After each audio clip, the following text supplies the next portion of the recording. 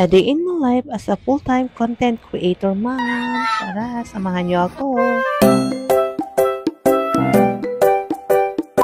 At eto nga pala yung ginagawa natin pagkabangon sa umaga. Good morning, Mama Mare. At ganito kahagard ang Mare nyo paggising. Nauna pa ata yung anak ko. At eto na nga, naghilamos na tayo. Hilamos tayo ng sabon. Siyempre, joke lang yun mga Mare. Eto nga pala yung routine ko every morning paggising. At eto nga, matrabaho rin kasi yung pagko-content creator, di ba? Eto nga rin ang baby damulag ko pagkagising. At siyempre, hindi mawawala yung sunscreen natin na may SPF, FFF. Siyempre, joke ulit yun mga Mare. SPF 50++++++.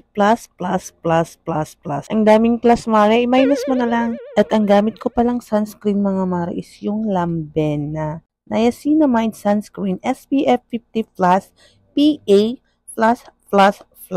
for sensitive skin. Yan nga, busog na busog ang mukha ng Mare nyo. And fast forward nga, ako nga pala yung bantay ngayon sa tindahan. At kasama ko nga si Aling Maliit. At eto nagsasayaw kami ng aking baby girl. At eto na nga, kahit mainit na, nagkakape pa rin ang Mare nyo at yan talaga ang coffee lover. At pagkatapos ko naman sa tindahan, nagluto na ako ng aming tanghalian. At ayan, nagpreprito ang Mare nyo na galunggong at pinas-forward ko na mga Mare kasi mahirap makipaglaban sa mantika, di ba? Ayan, at tapos na. At syempre, kapag may prito, mayroon ding sabaw. At nagpakulo lang ako ng kamatis at saka yung kamote in Tagalog. Sa Ilocano naman po is kamutig.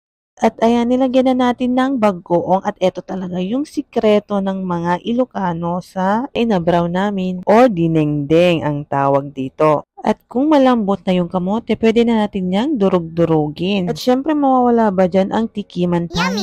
At eto na nga yung pangmalakasan nating na ulam. Ang tawag namin dito is alukon sa Tagalog. Eto nga pala yung middle name ko. Char. Yung mga bata kami, pahirapan kami kumuha nito. Nasa gitna kasi ng bukid to, kaya unahan po kami kukuha para may maulam po kami. At tamang mekos-mekos lang yung Mare nyo. Ayan, malapit nang maluto. Yung mga kapwa nating Ilocano dyan, relate dito. Syempre, mapapatilmon na naman sila dyan. Wow. Parating ang Ilocano nga, adat sa bahing nga nasyon. Nagiti-giti ikre-crave na nga masida. And fast forward mga Mare, nakakain na ako dyan at nakaligo na rin. Syempre, aaura na naman. At lumabas pala kami para bumili ng payong ni Aling Maliit at gatas pala. Kasi kapag nakakakita ng payong yan, saya-saya. At ayan, ginawa ng playground yung tindahan. Oh. At may pa-slide-slide pa ang Aling Maliit. At eto nga rin yung kuya, tamang hanap lang ng laruan. Bilib din ako dito sa batang to, kahit maliit, okay na yun sa kanya. Meron daw. At eto na, fast forward, kinagabihan na. At ganyan na nga ang ginawa niya sa payong niya. Habang nandito nga si Aling Maliit, tamang sayaw, tamang laro lang sila dito at hiyawan na rin.